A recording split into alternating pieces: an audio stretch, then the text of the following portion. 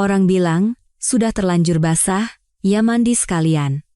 Biar aku beritahu satu hal, terkadang, melihat ke masa depan bisa jadi sangat jelas hingga membuatmu merinding. Terutama saat perutmu sudah berteriak selama berbulan-bulan bahwa ada sesuatu yang salah. Tapi apa aku mendengarkannya? Tentu tidak.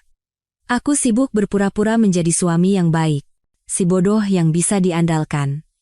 Tipe pria yang percaya begitu saja saat istrinya bilang, dia harus lembur untuk keempat kalinya dalam seminggu itu. Malam itu hari Selasa, dan seharusnya itu sudah menjadi pertanda bahaya pertama, karena tidak pernah ada hal baik yang terjadi di hari Selasa.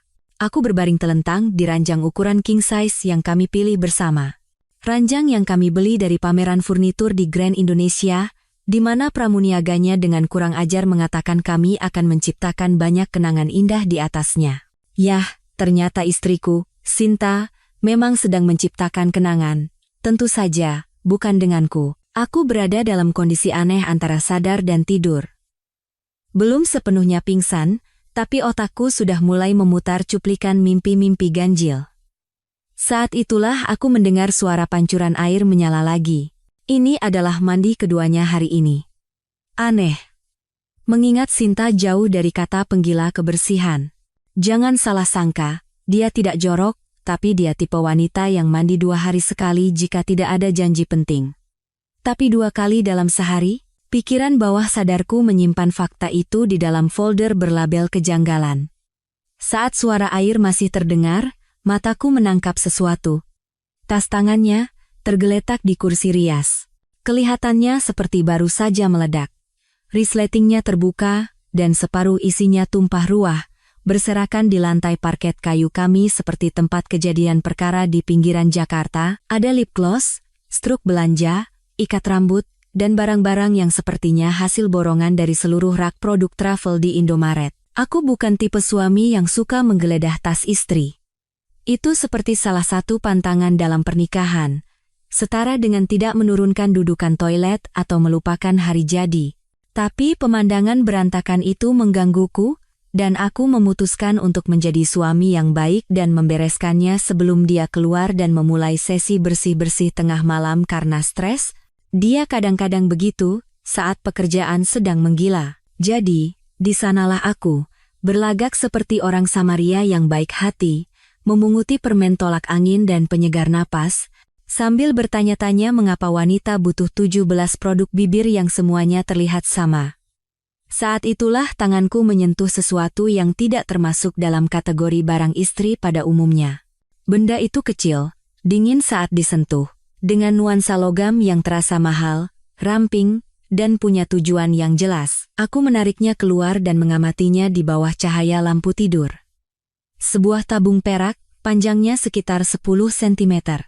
Desainnya minimalis, seolah-olah Apple memutuskan untuk masuk ke bisnis pelumas pribadi. Seluruh permukaannya dipenuhi tulisan Jepang. Huruf kanji hitam tebal di atas logam perak, kelihatan mahal. Bukan sesuatu yang bisa kau ambil sambil lalu saat membeli susu atau obat flu di apotek lokal. Pikiran pertamaku, ini produk medis. Mungkin dia punya masalah kesehatan yang terlalu memalukan untuk dibicarakan. Masalah kewanitaan bisa jadi rumit, dan Sinta tidak pandai membicarakan topik yang tidak nyaman. Tapi setelah dipikir lagi, kalau ini produk medis, kenapa dari Jepang? Dan kenapa dia tidak bilang apa-apa padaku? Rasa penasaran membunuh kucing, kata pepatah. Aku meraih ponselku, membuka kamera, dan memindai teksnya. Google Translate adalah anugerah terindah pada pukul 11.30 malam, saat kau duduk di kamarmu dan meragukan semua yang kau ketahui tentang pernikahanmu. Ketika hasil terjemahan muncul di layar, aku merasa suhu darahku turun setidaknya 10 derajat. Pelumas pribadi premium untuk pria. Formula tahan lama. Pelumas pria. Bukan untuk wanita, bukan untuk pasangan. Untuk pria. Dan ini bukan barang baru. Tabungnya sudah setengah kosong, dengan tanda-tanda pemakaian yang sering. Aku memutarnya di tanganku. Kepalaku mencoba memahami benda di depanku, tapi instingku sudah 3 langkah di depan, meneriakkan peringatan yang tidak ingin ku dengar. Istriku tidak pernah membeli barang seperti ini untuk kami. Sialan, Kami bahkan jarang menggunakan pelumas biasa. Kalaupun pakai, itu produk standar dari apotek yang botolnya mirip botol obat. Benda ini kelihatannya lebih mahal dari anggaran belanja mingguan kami, dan jelas bukan sesuatu yang dia beli untuk aktivitas ranjang kami. Aku menatap tabung itu dengan tatapan kosong, seolah berharap benda itu akan menumbuhkan kaki dan menjelaskan dirinya sendiri. Mungkin ada penjelasan logis, hadiah iseng untuk pesta bujang seorang teman, atau barang milik temannya yang tidak sengaja masuk ke tasnya. Atau mungkin aku terlalu banyak menonton mata Najwa belakangan ini dan jadi paranoid. Tapi kemudian, mataku tertuju pada tabletnya. Dia meninggalkannya begitu saja di meja kerja setelah mengerjakan slide presentasi tadi. Layarnya masih menyala, menampilkan layar utama dengan folder-folder aplikasi yang tertata rapi, yang selalu dia banggakan. Setiap folder punya nama yang lucu, hiburan, alat kerja, belanja bulanan. Tunggu. Belanja bulanan? Aku belum pernah melihat Sinta menggunakan aplikasi belanja. Wanita yang selalu memaksaku pergi ke 3 supermarket berbeda karena setiap barang harus dari merek bagus, tiba-tiba membuat folder belanja di tabletnya? Rasanya seperti menemukan teman veganmu menyembunyikan burger di tasnya. Tanganku gemetar saat mengetuk folder itu. Di dalamnya, ada satu aplikasi yang belum pernah kulihat. Sebuah platform perpesanan dengan ikon yang sengaja dibuat biasa-biasa saja. Ibu jariku melayang di atasnya selama waktu yang terasa seperti 1 jam, meski mungkin sebenarnya hanya 30 detik. Inilah saatnya. Saat di mana aku akan tahu apakah aku hanya paranoid, atau seluruh hidupku adalah sebuah kebohongan. Aku membuka aplikasi itu. Riwayat obrolan dimuat, dan di paling atas, ada percakapan dengan seseorang bernama Reno. Foto profilnya hanya siluet, tapi pesan-pesannya. Sial, pesan-pesan itu. Gak sabar ketemu Kamis nanti. Aku sudah pesan kamar biasa di Hotel Mulia. Bawa barang itu, ya. Yang perak. Semuanya jadi jauh lebih baik kalau pakai itu. Aku akan melakukan hal-hal yang suamimu tidak akan pernah bisa lakukan untukmu. Aku menggulir ke atas. Tapi penglihatanku mulai kabur saat pesan-pesan selama berminggu-minggu terungkap. Deskripsi detail tentang kamar hotel. Foto-foto eksplisit yang tidak pernah ingin kulihat.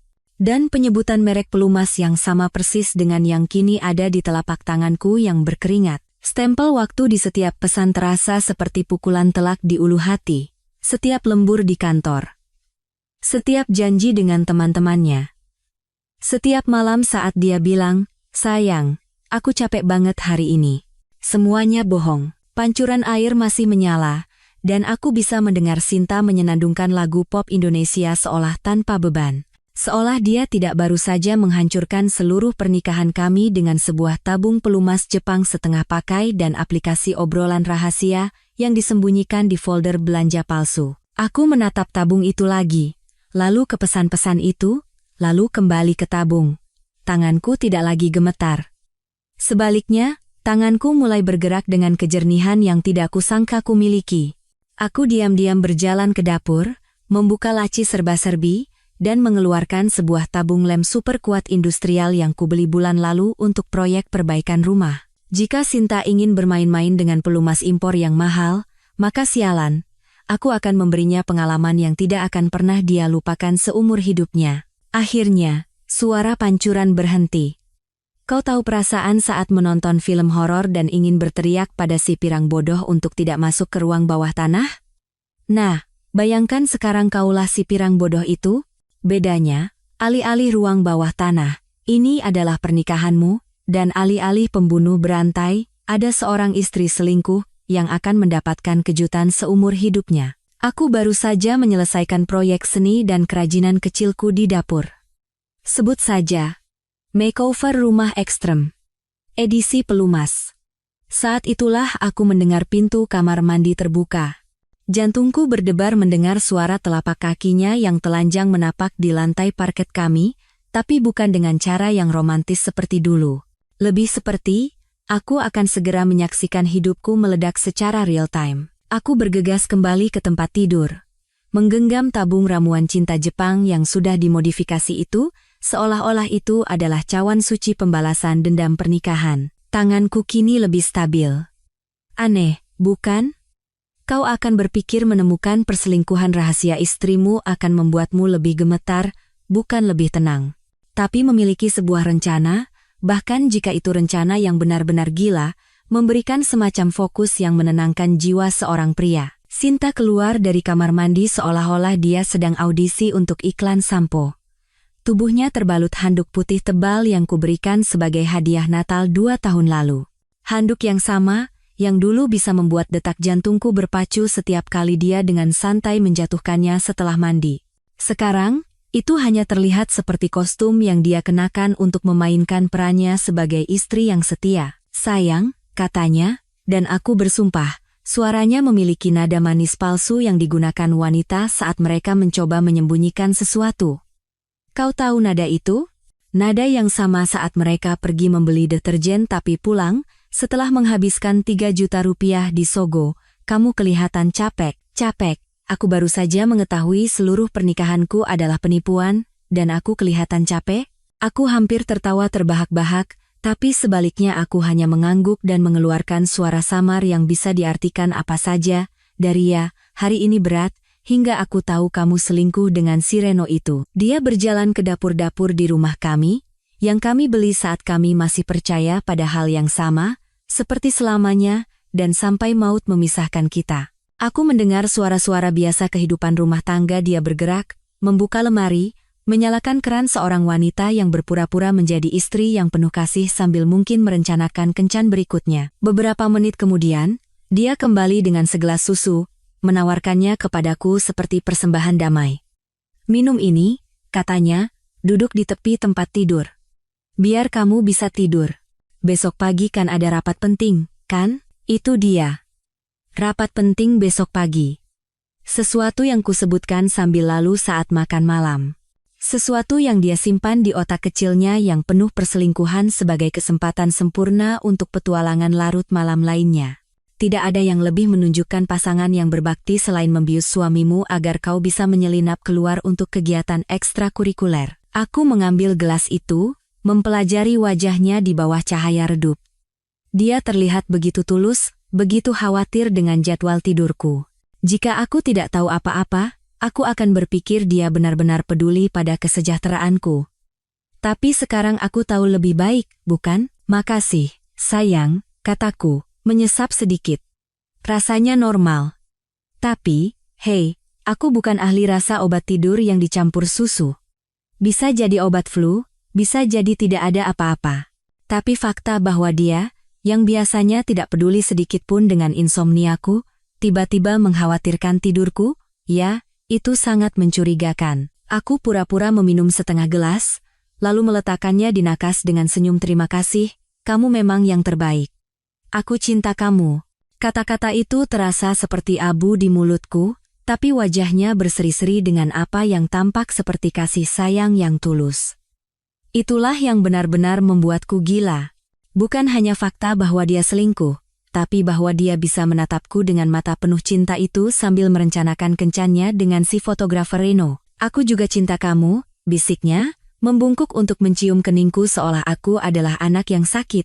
Seolah aku bukan suami yang akan segera dia hianati. Dia naik ke tempat tidur di sampingku, dan aku bisa merasakan hangat tubuhnya melalui handuk itu.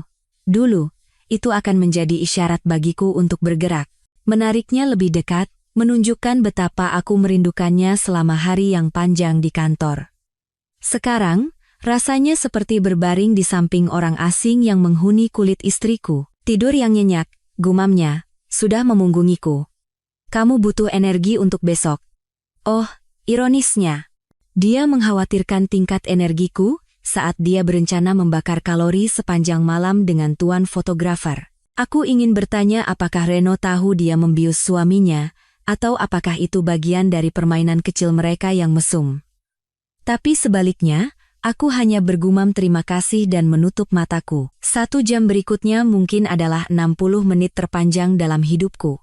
Aku berbaring di sana, mendengarkan napasnya, menunggunya berubah menjadi ritme yang dalam dan teratur yang menandakan dia pikir aku sudah benar-benar pulas. Setiap beberapa menit, aku mengeluarkan dengkuran kecil atau mengubah posisi, menyempurnakan penampilanku sebagai suami yang sepenuhnya terbius. Dia teliti, Aku harus mengakuinya. Dia menunggu 1 jam penuh sebelum bergerak, mungkin untuk memastikan apapun yang dia berikan padaku punya cukup waktu untuk bekerja. Aku merasakan kasur bergeser saat dia dengan hati-hati menyelinap dari tempat tidur. Gerakan terselubung dari seseorang yang pernah melakukan tarian ini sebelumnya. Aku membuka satu mata sedikit, cukup untuk melihat siluetnya dalam kegelapan. Dia telah mengganti handuknya dengan gaun hitam. Gaun seksi yang biasanya dia simpan untuk makan malam hari jadi kami. Dia sedang merias wajah di meja rias, mengoleskan lipstik dengan perhatian yang biasanya dia berikan untuk acara-acara khusus. Tepat pukul 12:45 dini hari, aku mendengar pintu depan kami terbuka dengan lembut. Kemudian, suara-suara samar dari lorong apartemen kami. Jantungku berdebar begitu kencang, aku yakin tetangga sebelah bisa mendengarnya menembus dinding. Aku memberinya tepat 20 detik. Cukup lama baginya untuk berpikir dia aman, tapi tidak cukup lama bagi mereka untuk benar-benar pergi. Lalu aku menyelinap dari tempat tidur, mengenakan jubah mandi, dan merayap ke pintu seperti ninja dari Jakarta Selatan. Lorong itu remang-remang, tapi aku bisa melihat mereka di ujung sana, dekat lift. Sinta bersandar di dinding, dan seorang pria jangkung meletakkan tangannya di kedua sisi wajahnya, menciumnya seolah dia adalah wanita terakhir di bumi. Bahkan dari kejauhan, aku bisa tahu dia memiliki semua yang tidak kumiliki. Tinggi, berotot, mungkin 10 tahun lebih muda dariku. Ya, ini pasti Reno, pria yang menurut istriku layak untuk membuang 15 tahun pernikahan. Mereka berpisah, dan aku mendengar Sinta membisikkan sesuatu yang membuat pria itu tertawa. Kemudian mereka berjalan menuju tangga, mungkin naik ke apartemennya, atau turun ke mobilnya. Apapun itu, mereka bergerak dengan langkah percaya diri dari orang-orang yang berpikir mereka baru saja melakukan kejahatan yang sempurna. Aku menunggu sampai mendengar pintu tangga tertutup, lalu aku membuat keputusan. Kejernihan yang sama yang telah membimbingku di dapur kembali, memberitahuku apa yang harus kulakukan selanjutnya. Aku akan mengikuti mereka. Lagi pula, seorang pria berhak melihat apa yang akan hilang darinya, bukan? Biar ku beritahu satu hal tentang membuntuti istrimu yang selingkuh di dalam gedung apartemenmu sendiri pada pukul 1 dini hari. Rasanya seperti menjadi bintang utama di acara realitas paling menyedihkan di dunia. Mengejar pasangan selingkuh, segera tayang di layanan streaming. Dibintangi oleh aku, seorang suami malang yang akan mendapatkan kursi barisan depan untuk neraka pribadinya sendiri. Aku merayap di lorong seperti detektif swasta murahan, bertelanjang kaki di atas karpet yang baru kami ganti tahun lalu, hasil iuran bersama untuk perbaikan gedung. Lucu, sepertinya perbaikan bersama tidak mencakup pencegahan tetanggamu berselingkuh dengan istrimu. Tapi kurasa itu bukan masalah pemeliharaan, kan? Pintu tangga masih sedikit bergoyang saat aku tiba, yang berarti mereka belum jauh. Aku menempelkan telingaku ke logam dingin itu, mencoba mendengar langkah kaki, suara, apapun yang bisa memberitahuku ke arah mana mereka pergi. Saat itulah aku mendengarnya. Bunyi gedebuk pelan dari suatu tempat di atasku, diikuti oleh sesuatu yang terdengar seperti tawa teredam. Mereka naik ke lantai 4. Menarik, karena setahuku, kami tidak kenal siapapun di lantai 4. Tapi ya, ternyata ada banyak hal tentang lingkaran sosial istriku yang tidak kuketahui. Aku membuka pintu dengan hati-hati dan mulai naik, tetap berada di tepi luar anak tangga, di mana kemungkinan berderitnya lebih kecil. Jangan tanya bagaimana aku tahu itu. Mungkin terlalu banyak menonton acara kriminal di malam-malam saat Sinta mengaku tidak punya energi untuk melakukan apapun selain tidur. Lorong lantai 4 identik dengan lantai kami, tapi semuanya seperti bayangan cermin. Dinding krem yang sama, karpet industrial yang sama, lampu neon yang sama yang membuat semua orang terlihat seperti penderita TBC. Suara-suara itu datang dari unit 403, tepat di atas kamar tidur kami. Sungguh ironi kosmik.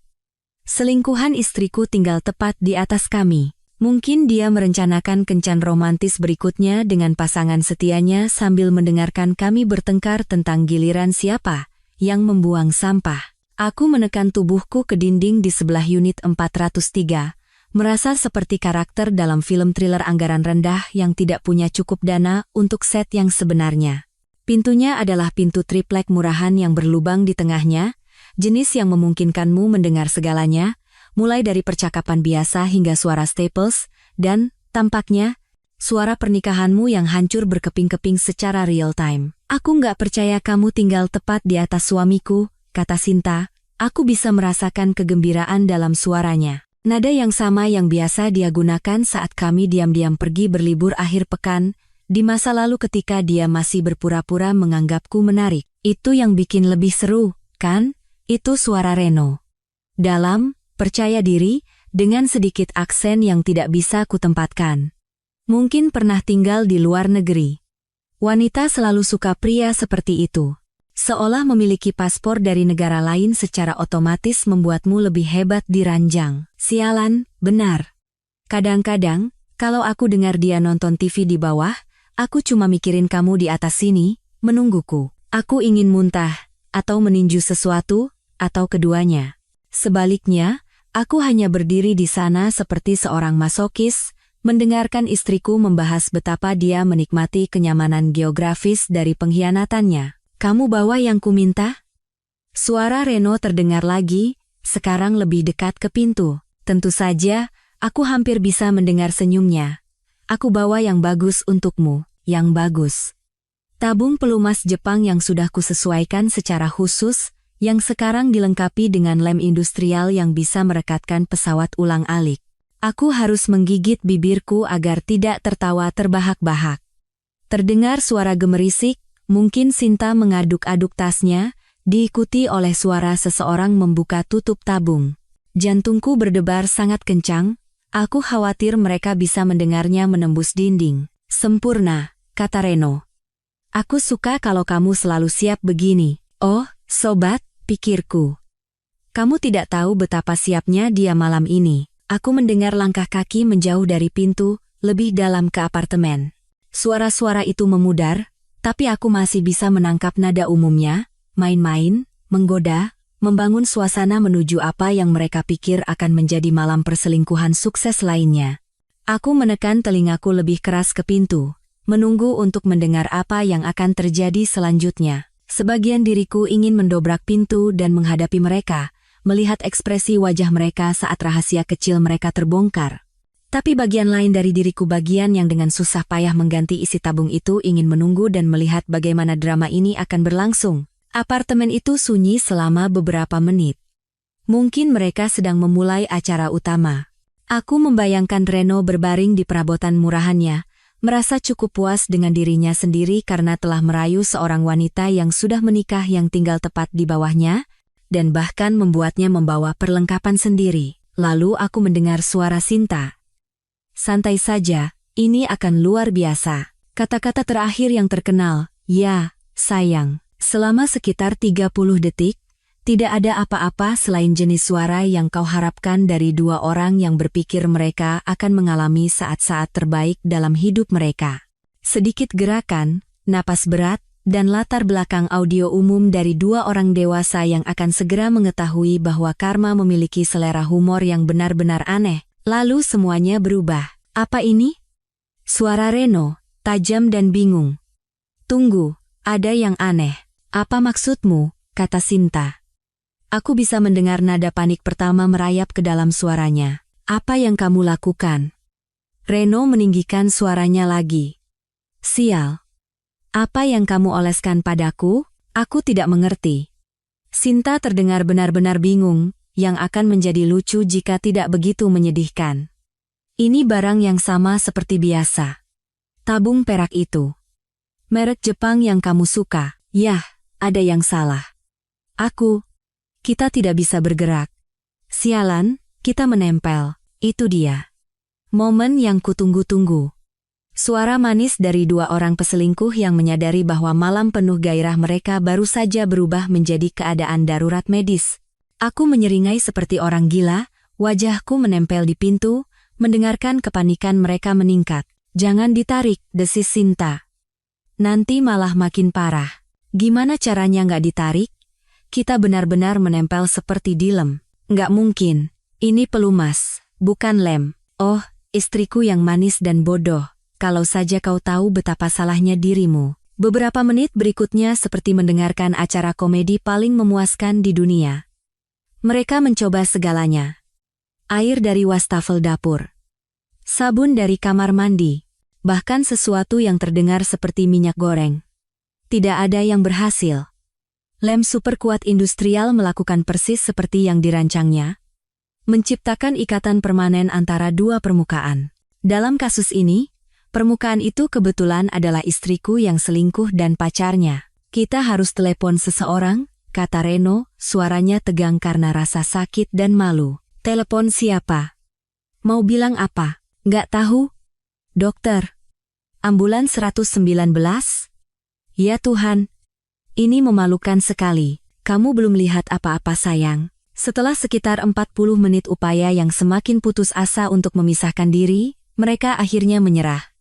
Aku mendengar Reno menelepon. Ya, halo, 119, saya butuh ambulans. Agak sulit dijelaskan, tapi kami semacam menempel. Aku memutuskan itu adalah isyaratku untuk pergi. Lagi pula, aku tidak ingin berada di lorong saat petugas medis tiba. Itu akan canggung bagi semua orang yang terlibat. Tapi saat aku berjalan kembali menuruni tangga, aku tidak bisa menahan senyum. Tahap 1 selesai. Terkadang, alam semesta memiliki selera humor yang begitu aneh, begitu sempurna disesuaikan untuk memberikan ironi maksimal, sehingga kau hampir harus percaya pada semacam keadilan kosmik. Karena saat aku berjalan kembali ke apartemenku, masih mengenakan jubah mandi, mendengarkan suara kepanikan yang samar dari unit 403, aku merasa seolah-olah baru saja menyaksikan campur tangan ilahi terbesar sejak Musa membelah Laut Merah. Aku menyelinap kembali ke apartemenku dan mengambil posisi di lorong, tepat di sebelah pintu depan. Itu adalah titik pandang yang sempurna untuk pertunjukan. Lubang intip di pintu depan kami menawarkan pemandangan lensa mata ikan ke lift dan sebagian besar lorong, yang berarti aku akan mendapatkan kursi barisan depan untuk keadaan darurat medis paling lucu dalam sejarah gedung kami. Suara-suara dari lantai atas telah meningkat dari kepanikan menjadi krisis skala penuh. Aku sekarang bisa mendengar suara Reno melalui langit-langit, semakin keras dan putus asa seiring berjalannya waktu. Ini nggak berhasil. Nggak ada yang berhasil. Jangan teriak. Bentak Sinta, tapi bahkan bisikannya cukup keras untuk menembus dinding tipis. Nanti tetangga dengar. Oh, sayangku. Para tetangga pasti akan mendengar, melihat, dan mungkin merekam semuanya di ponsel mereka. Ini tahun 2024, tidak ada yang pribadi lagi. Terutama ketika melibatkan dua orang telanjang yang saling menempel seperti proyek seni dan kerajinan porno. Terdengar langkah kaki di lorong atas, lalu suara pintu apartemen Reno terbuka. Ya, halo. Kami yang menelepon untuk keadaan darurat. Suaranya tegang, berbicara dengan seseorang di telepon. Lantai 4, unit 403. Dan tolong, lakukan ini diam-diam. Diam-diam. Tentu. Pasti ada cara diam-diam untuk menangani dua orang dewasa yang saling menempel dengan lem super saat berselingkuh. Ini akan sama diam-diamnya seperti menyalakan kembang api di perpustakaan. Sekitar 10 menit kemudian, aku mendengar lift berbunyi, diikuti oleh suara langkah kaki berat dan peralatan yang digulirkan di lorong. Petugas medis telah tiba, dan mereka tidak datang dengan tangan kosong. Sekarang ada beberapa suara, semuanya berusaha mempertahankan ketenangan profesional medis yang mereka gunakan saat berhadapan dengan situasi yang benar-benar tidak masuk akal. Jadi, kalau saya tidak salah paham, kata seorang petugas medis, suaranya dengan mudah menembus konstruksi bangunan yang murah, bapak dan ibu ini menempel, ya? Itu kecelakaan, kata Reno cepat. Pasti ada reaksi dengan produk yang kami gunakan. Produk. Jadi itu sebutannya sekarang. Bukan pelumas yang kugunakan untuk selingkuh dari suaminya, tapi produk. Seolah-olah mereka sedang menguji jenis sampo baru dan mengalami reaksi alergi yang tidak terduga. Produk jenis apa, Pak? Tanya petugas medis itu. Aku bisa mendengar kegembiraan yang nyaris tidak tertahan dalam suaranya. Orang-orang ini mungkin telah melihat segalanya, tapi ini pasti akan menjadi cerita yang akan mereka ceritakan di warung kopi selama bertahun-tahun. Pelumas pribadi, kata Sinta, suaranya begitu pelan hingga nyaris tak terdengar. Merek Jepang. Kami pernah menggunakannya sebelumnya tanpa masalah. Bu, bisa tolong bicaranya lebih keras sedikit, dan jika ibu masih punya kemasannya, saya perlu melihatnya. Terdengar suara gemerisik, lalu suara Reno, ini dia. Tapi saya tidak mengerti apa yang salah. Ini belum pernah terjadi sebelumnya. Aku berharap bisa melihat wajah petugas medis itu saat dia memeriksa hasil karyaku. Dari luar, tabungnya terlihat sangat normal. Wadah perak yang sama, tulisan Jepang yang sama, kemasan profesional yang sama. Hanya isinya yang telah ditingkatkan dari ramuan cinta menjadi perekat permanen. Pak, maaf saya harus mengatakan ini, tapi ini bukan lagi pelumas, ini lem industrial. Seseorang telah mengganti isinya. Keheningan yang mengikuti benar-benar manis. Aku hampir bisa mendengar roda gigi berputar di kepala mereka saat mereka mencoba memproses apa yang baru saja mereka dengar. Seseorang telah menyabotase perlengkapan perselingkuhan mereka, tapi siapa? Bagaimana? Mengapa? Tidak mungkin, kata Reno akhirnya. Tabungnya tersegel. Sinta baru saja mengeluarkannya dari tasnya. Yah, Pak, kecuali Bapak dan Ibu memutuskan untuk bereksperimen dengan bahan bangunan malam ini, seseorang jelas telah merusak ini. Pertanyaannya adalah, siapa yang punya akses ke sana? Oh, ironi yang lezat ini. Mereka benar-benar terjebak bersama, mencoba mencari tahu siapa yang mungkin tahu tentang rahasia kecil mereka. Aku hampir merasa kasihan pada mereka. Hampir, kami harus membawa Anda berdua ke rumah sakit, lanjut petugas medis itu. Jenis perekat ini tidak akan lepas dengan sendirinya, dan kami akan memerlukan peralatan khusus untuk memisahkan Anda dengan aman. Tidak bisakah Anda menggunakan semacam pelarut atau apa? Tanya Sinta putus asa. Bu, benda ini dirancang untuk merekatkan logam ke beton. Sabun dan air tidak akan mempan. Kami harus sangat berhati-hati untuk menghindari kerusakan permanen. Kerusakan permanen. Kata-kata itu menggantung di udara seperti hukuman mati. Aku bertanya-tanya apakah salah satu dari mereka memikirkan tentang kerusakan permanen kiasan yang telah mereka sebabkan, atau apakah mereka terlalu fokus pada kerusakan permanen harfiah yang mungkin akan mereka hadapi. Bagaimana kita akan membawa mereka turun? Tanya suara lain. Mereka tidak bisa berjalan ke lift dalam kondisi ini. Kita harus menggunakan tandu dan membawa mereka bersama-sama. Ini akan sedikit canggung. Canggung adalah pernyataan yang meremehkan. Aku membayangkan logistik membawa 2 orang dewasa yang menempel dalam cara yang paling intim, menuruni 4 lantai tangga dan masuk ke ambulans. Ini akan membutuhkan pemecahan masalah kreatif yang signifikan. Saya ingin Anda berdua mencoba untuk tetap diam sebisa mungkin, kata kepala petugas medis, gerakan apapun bisa memperburuk keadaan. Kami akan menutupi Anda dengan selimut, memasukkan Anda ke tandu, dan membawa Anda ke UGD. Bagaimana dengan privasi kami? Tanya Reno. Akan ada orang di lorong. Tetangga dengan kamera. Pak, saya mengerti kekhawatiran Anda, tapi prioritas kami saat ini adalah memberikan perawatan medis kepada Anda. Privasi, yah, itu akan sedikit sulit dalam situasi saat ini. Aku mendengar lebih banyak gerakan dari lantai atas, suara peralatan dipasang, dan kesibukan umum para profesional medis yang mencoba mencari cara menangani situasi yang jelas tidak ada dalam manual pelatihan mereka. Dan kemudian, tibalah saat yang kutunggu-tunggu. Pintu apartemen Reno terbuka, diikuti oleh suara beberapa pasang kaki di lorong atas. Mereka akan membawa mereka keluar. Aku mengambil posisi di lubang intip untuk pertunjukan sekali seumur hidup. Ini lebih baik daripada TV berbayar, lebih baik daripada acara realitas apapun, lebih baik daripada pagi Natal. Ini adalah keadilan yang disajikan dingin, dengan sisi penghinaan publik. Lift berbunyi, dan aku mendengar dengungan mekanis tandu yang digulirkan keluar. Melalui lubang intip, aku bisa melihat petugas medis mengarahkan sesuatu yang besar dan tertutup selimut ke arah lift. Selimut itu tidak cukup besar untuk menutupi semuanya, dan aku bisa melihat sekilas 2 pasang kaki yang menonjol pada sudut yang sangat aneh. Di belakang mereka, kerumunan kecil tetangga yang tertarik oleh keributan itu mengikuti.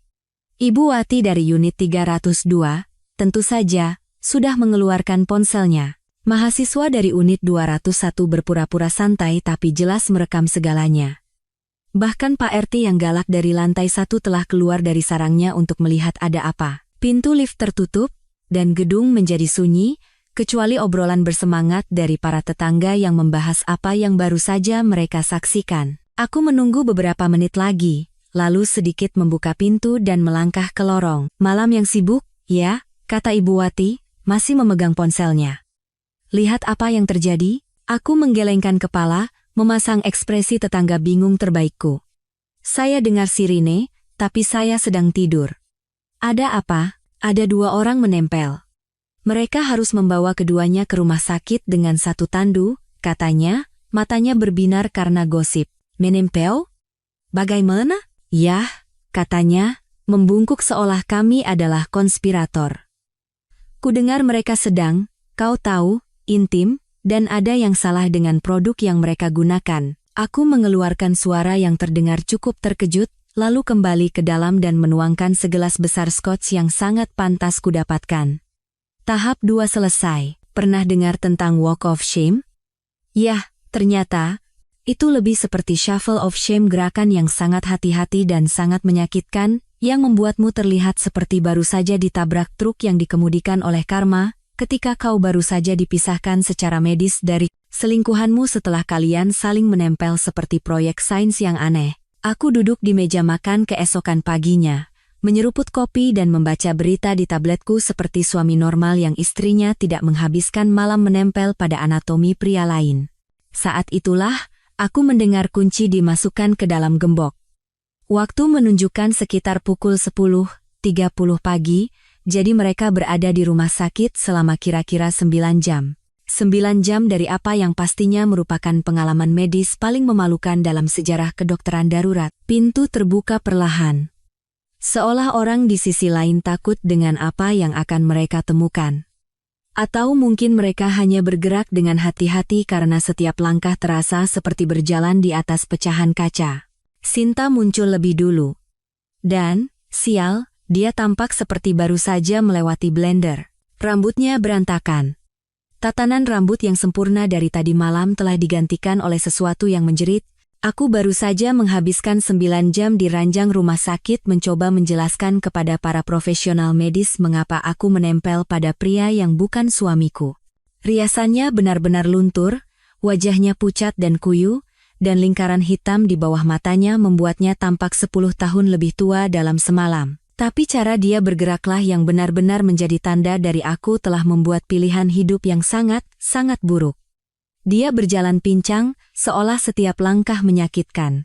Kakinya sedikit terbuka, yang menunjukkan bahwa duduk akan menjadi sebuah petualangan yang cukup menantang. Gaun hitam seksi yang dia kenakan untuk merayu Rino kusut dan ternoda oleh sesuatu yang tampak seperti disinfektan rumah sakit. Selamat pagi, sayang, kataku tanpa mengalihkan pandangan dari tabletku. Bagaimana malammu? Pulangnya agak larut, ya. Dia membeku di ambang pintu, seperti rusa yang tersorot lampu depan. Mungkin mencoba mengingat kebohongan omong kosong yang telah dia siapkan selama perjalanan ambulans. Ada keadaan darurat di kantor. Krisis klien. Aku harus tinggal sampai larut untuk menanganinya. Keadaan darurat. Krisis klien. Maksudku, dia tidak salah. Pasti ada keadaan darurat, dan itu jelas menciptakan krisis.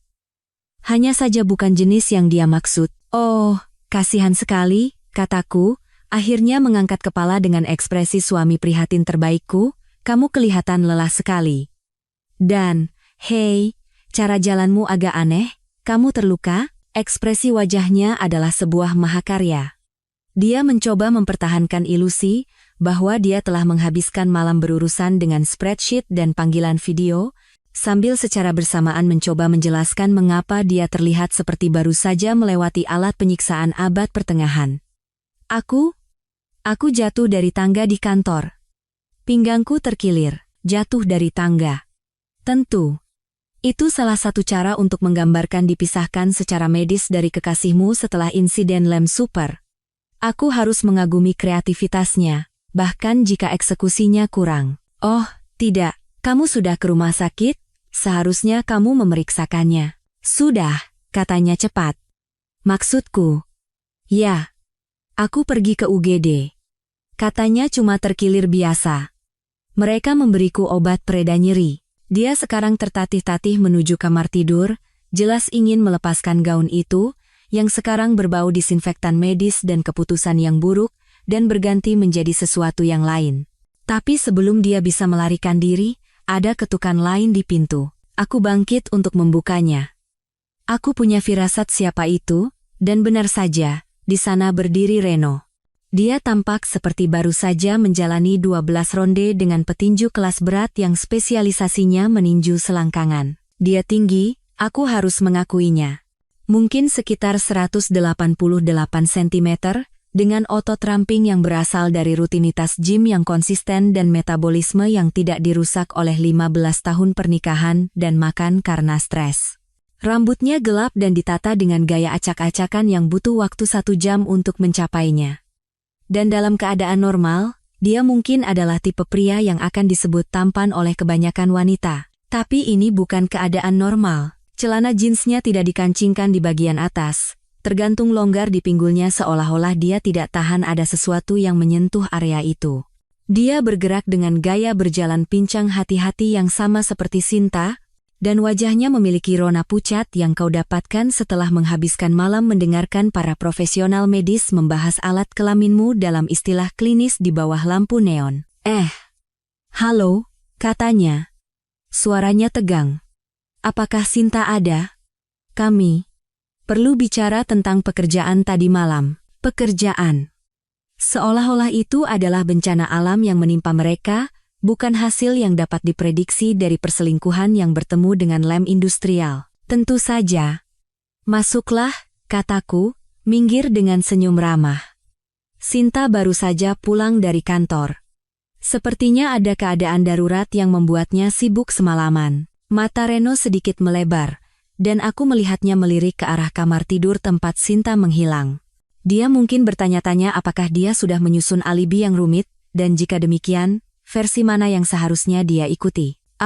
Iya, katanya perlahan. Keadaan darurat kantor itu.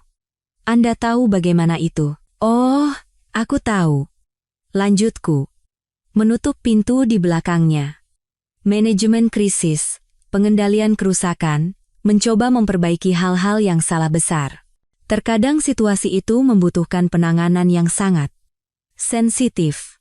Aku menyindir habis-habisan, tapi aku tidak bisa menahannya. Pria itu berdiri di ruang tamuku, mungkin masih merasakan efek pelarut industrial yang mereka gunakan untuk memisahkannya dari istriku, dan dia sama sekali tidak tahu bahwa aku tahu persis jenis keadaan darurat yang membuat mereka berdua sibuk semalaman. Sinta muncul dari kamar tidur dengan celana olahraga dan kaos longgar, pakaian yang menjerit, aku tidak baik-baik saja, dan aku tidak ingin ada yang menyentuh tubuhku. Ketika dia melihat Reno di ruang tamu kami, wajahnya melewati sekitar 17 ekspresi berbeda dalam 2 detik. Reno, katanya, suaranya hati-hati terkendali.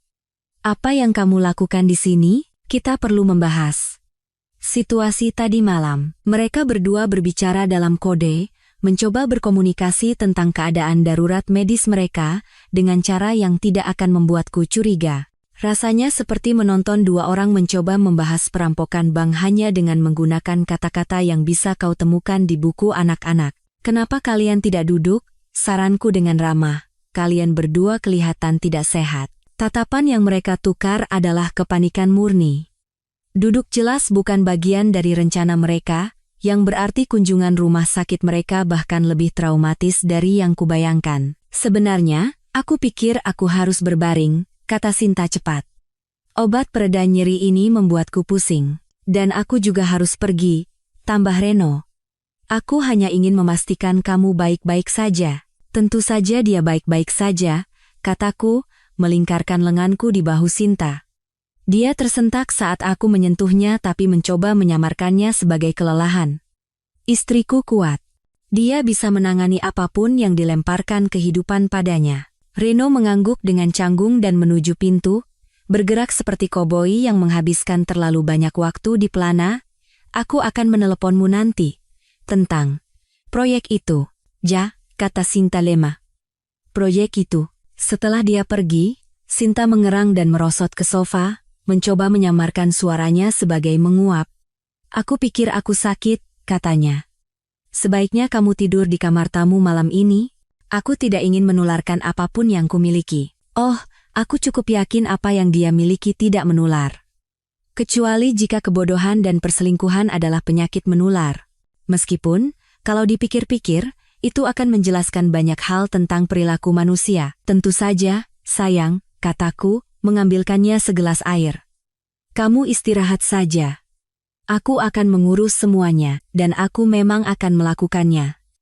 Tahap 3 akan segera dimulai. Mereka bilang balas dendam adalah hidangan yang paling enak disajikan dingin, tapi aku selalu lebih suka menyajikannya panas membara, dengan sisi penghinaan publik. Selain itu, ketika istrimu yang selingkuh sudah berjalan seperti baru saja ditendang oleh kuda, apa salahnya menambahkan sedikit bumbu pada proses pemulihannya? Aku memainkan peran suami yang berbakti sepanjang sore itu. Itu adalah penampilan pemenang Oscar yang akan membuat Meryl Streep menangis. Aku membawakan Sinta bantal, mengatur termostat, dan bertanya setiap 20 menit apakah dia butuh sesuatu, bertingkah seperti pria yang paling khawatir di dunia, tentang cedera misterius istrinya yang berhubungan dengan pekerjaan. Dia memanfaatkannya habis-habisan, tentu saja. Setiap gerakan disertai dengan ringisan. Setiap perubahan posisi dengan napas dramatis. Dan dia mengembangkan rengekan kecil menyedihkan ini yang dia gunakan setiap kali dia pikir aku tidak melihat langsung. Rasanya seperti menonton pertunjukan satu orang, istri yang menderita, yang diperankan oleh seseorang yang belum pernah mengalami rasa sakit yang nyata tetapi telah menonton banyak sinetron. Aku rasa aku harus makan sesuatu, katanya sekitar pukul 4 sore, dari posisinya yang terbaring di sofa seperti putri yang terluka. Tapi perutku sangat sensitif sekarang. Ada yang ringan? Oh, perutnya sensitif.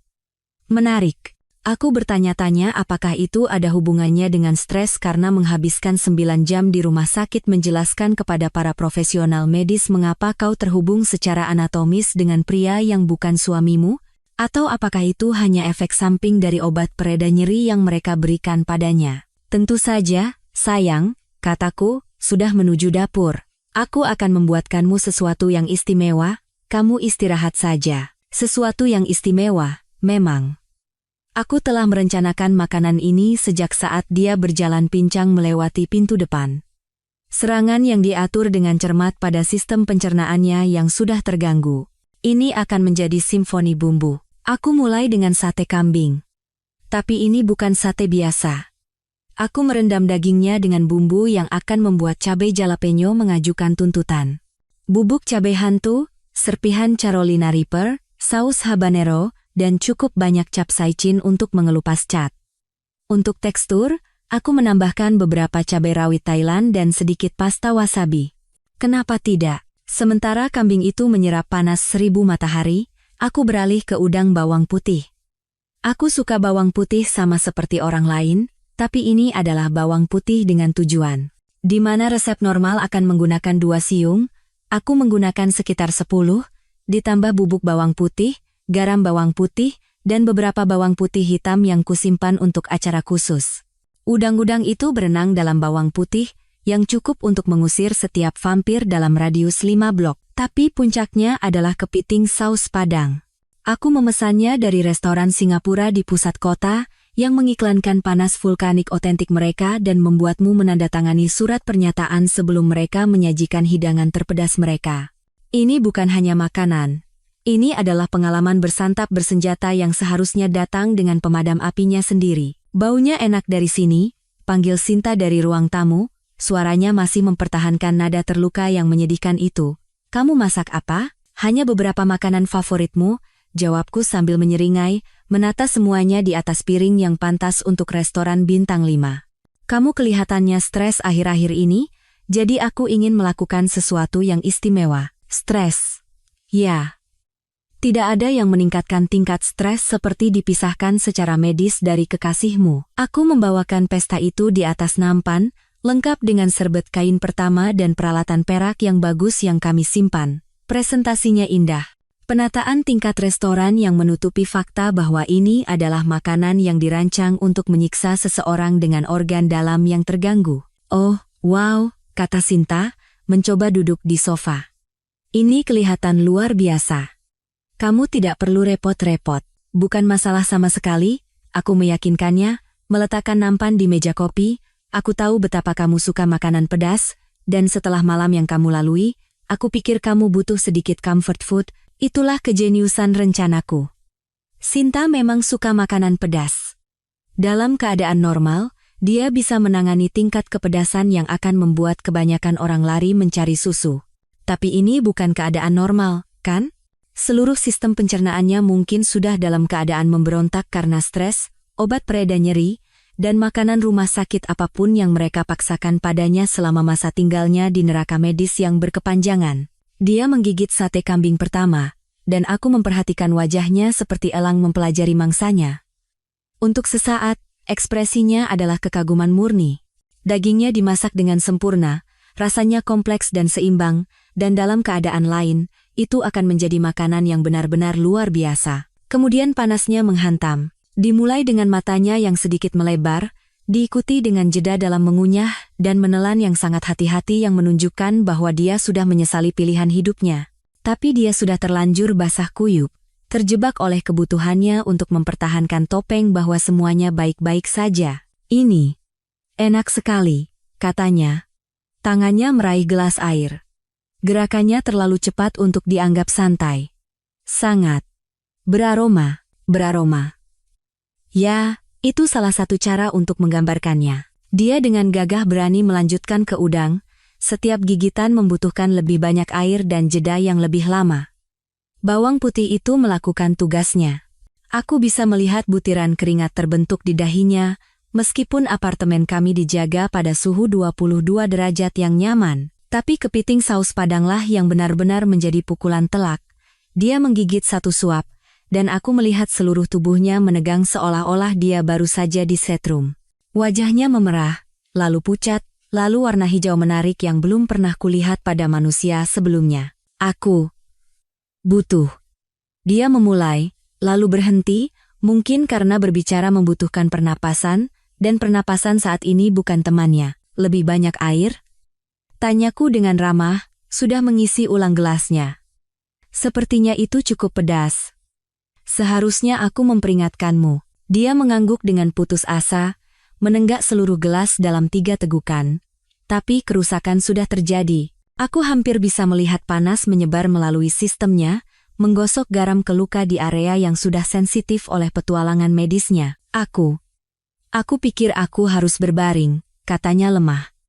Kurasa obat pereda nyeri itu bereaksi dengan makanannya. Tentu saja, kataku, dengan segala kekhawatiran dan simpati, sebaiknya kamu istirahat. Aku akan membereskan ini. Dia mencoba bangkit, bergerak lebih hati-hati dari sebelumnya, dan tertatih-tatih menuju kamar tidur seperti wanita yang melintasi ladang ranjau. Setiap langkah tampak menyakitkan, dan aku harus menggigit bagian dalam pipiku untuk menahan senyum. Saat dia menghilang di lorong, aku mendengar ponselku bergetar dengan pesan teks. Itu dari temanku, Budi, yang bekerja di rumah sakit. Bro, lo nggak akan percaya kasus yang masuk UGD tadi malam. Harus panggil spesialis buat misahin pasangan yang nempel pas lagi begituan. Hal paling lucu yang pernah gue lihat. Serius? Balasku. Gila. Mereka baik-baik kaya. Secara fisik, akhirnya bakal baik-baik aja. Tapi si cowok kena infeksi di area pemisahan. Harus dirawat inap buat antibiotik. Ceweknya pulang, tapi bakal nggak nyaman buat beberapa waktu. Infeksi. Situasi Reno baru saja menjadi lebih buruk, yang berarti tahap 3 akan jauh lebih efektif dari yang kuharapkan. Aku selesai membersihkan dapur dan menyiapkan kejutan berikutnya. Tersembunyi di lemari obat kami, di belakang aspirin dan plester, ada sebuah tabung salep pemulihan. Sesuatu yang pasti akan dibutuhkan Sinta dalam beberapa hari ke depan. Itu adalah produk yang tampak sangat polos, dirancang untuk menenangkan kulit yang teriritasi dan mempercepat penyembuhan. Itu juga akan digantikan oleh sesuatu yang akan mengubah proses pemulihannya menjadi tingkat neraka yang sama sekali baru. Aku membuka tutupnya, mengosongkan isinya ke wastafel, dan mengisi ulang tabung itu dengan krim capsaicin jenis yang digunakan untuk nyeri radang sendi. Bahan aktif yang sama yang membuat semprotan merica begitu efektif. Kelihatannya persis seperti salep asli. Warna yang sama, tekstur yang sama. Tetapi ketika Sinta mengoleskannya ke area sensitifnya besok pagi, dia akan menemukan bahwa beberapa kesalahan memiliki konsekuensi yang terus memberi. Aku meletakkan tabung itu kembali persis di tempatnya dan pergi tidur. Tahap 3 siap diluncurkan. Kau tahu momen dalam film horor ketika korban akhirnya menyadari bahwa apa yang mereka alami bukanlah serangkaian kecelakaan acak, tetapi terkait dengan seseorang yang telah merencanakan kehancuran mereka sejak awal? Nah, aku mendapat kesempatan untuk menyaksikan momen itu terjadi secara real time. Dan biar ku beritahu, itu lebih memuaskan daripada segelas scotch yang menua dengan sempurna di malam musim dingin. Dimulai sekitar pukul 6 pagi dengan jeritan yang bisa membangunkan orang mati, bukan sembarang jeritan.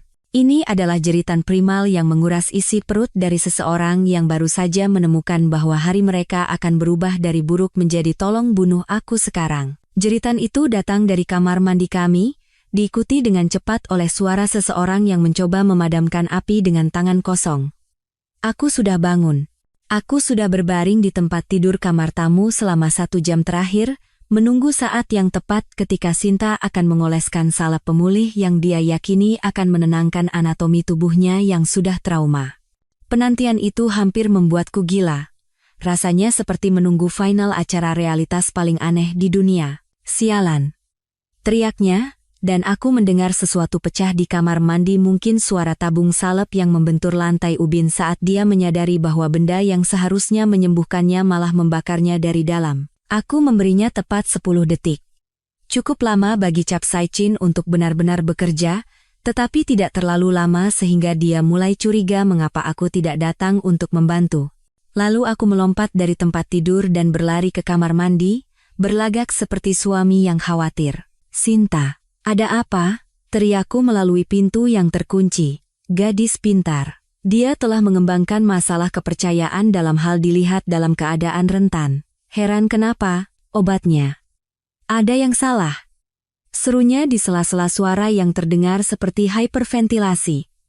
Terbakar. Ya Tuhan. Terbakar. Obat apa? Salep. Dari rumah sakit. Aku tidak tahu. Buat ini berhenti. Aku bisa mendengar suara air mengalir, yang berarti dia mungkin mencoba membilas krim itu. Sayangnya baginya, Cap Saichin berbasis minyak, jadi air hanya akan menyebarkannya. Itu seperti mencoba memadamkan api minyak dengan selang taman. Itu hanya akan memperburuk masalah. Sayang, buka pintunya. Biar ku bantu. Gemboknya berbunyi klik, dan pintu terbuka untuk menampakkan pemandangan yang akan menjadi lucu jika tidak diatur dengan begitu sempurna. Sinta membungkuk di atas wastafel, menyiramkan air ke dirinya sendiri dengan keputusasaan seseorang yang mencoba melarikan diri dari neraka. Wajahnya merah dan berlinang air mata, rambutnya basah kuyup, dan dia mengeluarkan suara rengekan kecil yang akan membuatku patah hati jika aku masih punya perasaan padanya. Gak bisa berhenti, isaknya. Rasa terbakarnya nggak hilang-hilang. Ada yang salah dengan tabung itu. Aku melihat tabung yang jatuh di lantai, hasil karyaku yang berserakan di ubin kamar mandi. Aneh, kataku, mengambilnya dan memeriksanya seolah-olah aku baru pertama kali melihatnya. Ini merek yang biasa kamu pakai, kan? Mungkin mereka ganti formula, atau mungkin sudah kedaluarsa. Aku nggak peduli. Buat ini berhenti. Keindahan Cap Saichin adalah ia tidak hanya membakar. Ia menciptakan panas yang dalam dan menembus yang terasa seperti berasal dari tulangmu.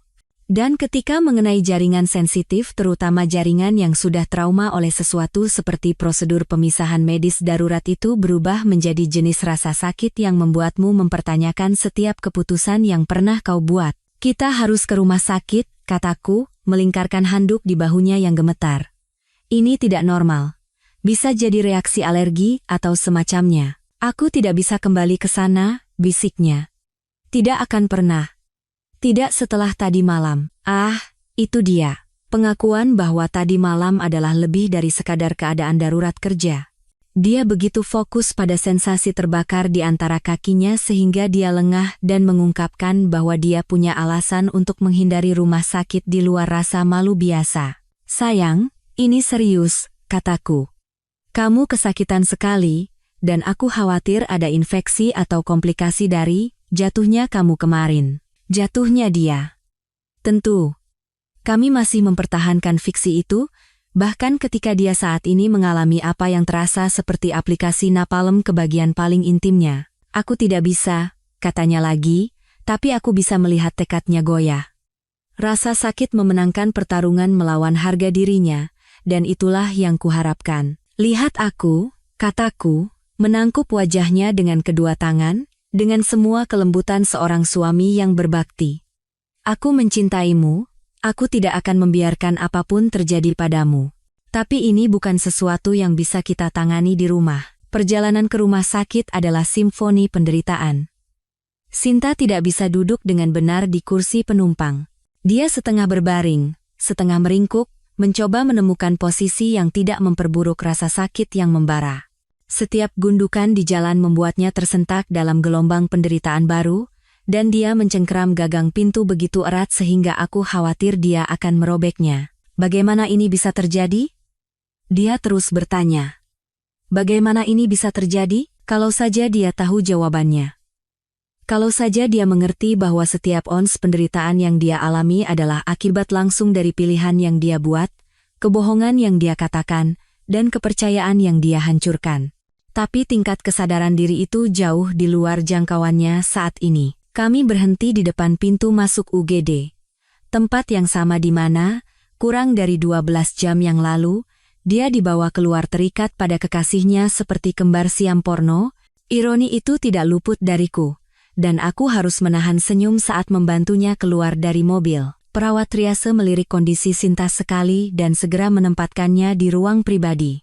Menjadi pelanggan tetap jelas memiliki keuntungan, terutama ketika kunjunganmu sebelumnya melibatkan pemisahan secara medis dari seseorang yang bukan pasanganmu. Dr. Wijoyo masuk, dokter yang sama yang mengawasi prosedur pemisahan.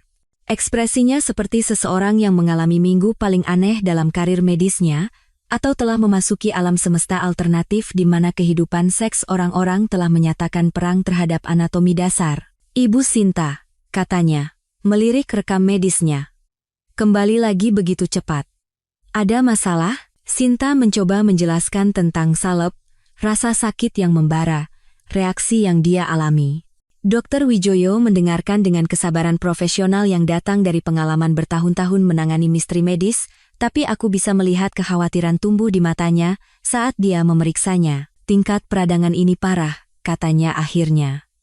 "Kerusakan jaringan dari prosedur kemarin, ditambah dengan apa yang tampak seperti luka bakar kimia, telah menciptakan situasi yang berpotensi serius." "Luka bakar kimia." Kata-kata itu menggantung di udara seperti hukuman mati. "Apakah Anda yakin dengan salep yang Anda gunakan?" tanyanya. "Karena reaksi ini konsisten dengan paparan capsaicin atau iritan serupa." Sinta tampak bingung, yang bisa dimengerti, mengingat dia sama sekali tidak tahu bahwa suaminya yang tercinta telah melakukan eksperimen kimia dengan perlengkapan pemulihannya. "Saya menggunakan tabung yang biasa," katanya lemah, "tapi ada yang salah." Dr. Wijoyo mengangguk termenung. "Mengingat tingkat kerusakan dan risiko infeksi, saya akan merekomendasikan intervensi bedah. Kita perlu mengangkat jaringan yang terkena sebelum nekrosis terjadi." Nekrosis. Itu adalah kata yang menarik perhatian. Kematian jaringan. Itu berarti kerusakan permanen, jenis konsekuensi yang tidak bisa disembuhkan hanya dengan waktu dan niat baik. "Operasi?" Suara Sinta nyaris berbisik. "Sayangnya, ya. Kombinasi trauma kemarin dan paparan kimia hari ini telah menciptakan situasi di mana perawatan konservatif tidak akan cukup. Kami perlu membuang jaringan yang rusak untuk memberinya kesempatan terbaik untuk sembuh dengan baik." Aku meremas tangannya sebagai dukungan. "Lakukan apapun yang menurut Anda terbaik, Dok. Kami hanya ingin dia baik-baik saja." Formulir persetujuan dibawa masuk, dan aku melihat Sinta menandatangani sebagian dari dirinya dengan tangan gemetar. Dia menangis sekarang, bukan hanya karena rasa sakit fisik, Tetapi karena kesadaran yang perlahan merayap bahwa tubuhnya akan diubah secara permanen oleh peristiwa 24 jam terakhir. Berapa lama pemulihannya? Tanyaku, memainkan peran suami yang prihatin dengan sempurna. Setidaknya beberapa minggu, jawab Dr. Wijoyo, dan akan ada perubahan permanen. Beberapa sensasi mungkin tidak akan kembali normal. Perubahan permanen. Beberapa sensasi mungkin tidak akan kembali normal. Aku menyimpan frasa-frasa itu dalam pikiranku untuk nanti, untuk dinikmati dalam konteks yang tidak ada hubungannya dengan lingkungan rumah sakit yang steril dan segalanya berkaitan dengan kepuasan mendalam karena keadilan akhirnya ditegakkan. Saat mereka membawa Sinta ke ruang operasi, dia meremas tanganku untuk terakhir kalinya. "Aku cinta kamu," katanya, suaranya tebal karena obat penenang dan ketakutan. "Aku juga cinta kamu," jawabku. Dan untuk pertama kalinya dalam beberapa bulan, aku bersungguh-sungguh. Aku mencintai versi dirinya yang ini, rapuh, menghadapi konsekuensi, dan akhirnya membayar harga untuk pengkhianatannya. Operasi berlangsung 3 jam, dan ketika Dr. Wijoyo keluar untuk berbicara denganku, ekspresinya serius. "Kami berhasil mengangkat semua jaringan yang rusak," katanya, "tapi luasnya eksisi lebih besar dari yang kami perkirakan semula. Dia akan membutuhkan tindak lanjut yang ekstensif dan akan ada perubahan fungsional permanen." Aku mengangguk dengan sungguh-sungguh, seperti suami yang berbakti menerima berita mengejutkan tentang istri tercintanya. Di dalam hati, aku sudah merencanakan tahap 4. Ada sesuatu yang sangat puitis dalam menyerahkan surat cerai kepada istrimu yang selingkuh saat dia terbaring di ranjang rumah sakit, terhubung dengan infus, pulih dari operasi, untuk mengangkat bagian tubuhnya sebagai akibat langsung dari perselingkuhannya. Rasanya seolah-olah alam semesta akhirnya memutuskan untuk campur tangan dan menulis akhir yang sempurna untuk kisah cinta yang benar-benar buruk. Aku menghabiskan pagi itu di kantor pengacara, menyelesaikan dokumen. Itu adalah dokumen yang disiapkan dengan perhatian cermat yang akan membuat pengrajin jam tangan Swiss menangis iri. Setiap klausul, setiap stipulasi, setiap manuver hukum dirancang untuk memastikan bahwa Sinta akan meninggalkan pernikahan kami dengan apa yang pantas dia dapatkan. Tidak ada apa-apa. Yah, hampir tidak ada apa-apa. Dia bisa membawa tagihan rumah sakitnya. Dokumen-dokumen itu tersusun rapi di dalam map Manila saat aku berjalan menyusuri koridor rumah sakit, melewati kamar-kamar yang penuh dengan orang-orang yang mengalami kecelakaan nyata dan keadaan darurat medis yang sah. Tidak seperti istriku, yang saat ini mengalami konsekuensi jangka panjang dari pengambilan keputusan yang buruk dan lem industrial. Kamar 347 adalah kamar pribadi, sesuatu yang secara khusus kuminta dan kubayar sendiri. Anggap saja sebagai gestur kebaikan. Aku ingin Sinta memiliki privasi untuk percakapan yang akan menjadi percakapan terburuk dalam hidupnya. Jenis privasi yang kau butuhkan saat seluruh duniamu runtuh dan kau ingin berteriak tanpa mengganggu pasien lain. Dia sudah bangun saat aku masuk. Bersandar di bantal, dia tampak seperti telah menua 15 tahun dalam 2 hari terakhir. Operasinya, menurut Dr. Wijoyo, berjalan dengan baik, tetapi pemulihannya akan menjadi proses yang panjang dan tidak nyaman. Dalam beberapa hal, tidak nyaman secara permanen. "Kamu datang," katanya lemah. Senyumnya tidak sampai ke matanya.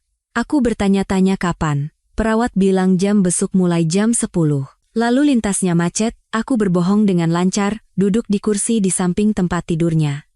"Bagaimana perasaanmu?" "Seperti ditabrak truk." Lalu truknya mundur dan menabrakku lagi. Dia sedikit bergeser dan meringis. "Dokter bilang aku harus di sini 1 atau 2 hari lagi. Lalu pemulihan di rumah selama beberapa minggu." Pemulihan beberapa minggu. Itu optimis. Apa yang Dr. Wijoyo katakan kepadaku secara pribadi adalah bahwa pemulihannya akan melibatkan lebih dari sekadar beberapa minggu istirahat. Kita berbicara tentang perubahan permanen pada anatominya, kunjungan rumah sakit yang berkelanjutan, dan jenis komplikasi yang akan menjadi pengingat harian akan pilihannya. Tentang itu, kataku, mengeluarkan map Manila dari tasku, kita perlu bicara. Sesuatu dalam nada suaraku pasti telah memicu insting bertahan hidupnya. Ekspresinya berubah dari kebingungan karena obat menjadi kewaspadaan yang tajam dalam 2 detik. Dia tiba-tiba sangat terjaga, sangat fokus, dan sangat sadar bahwa percakapan ini bukan tentang bunga ucapan semoga lekas sembuh atau bubur ayam. Apa itu? Tanyanya, menatap map itu seolah-olah berisi bom. Surat cerai, kataku. Meletakkannya di meja samping tempat tidurnya dengan sikap acuh tak acuh seseorang yang mengantarkan pizza. Kamu harus menandatanganinya. Keheningan yang mengikuti begitu sempurna sehingga aku bisa mendengar tetesan infus, menghitung detik. 1 tetes, 2 tetes, 3 tetes.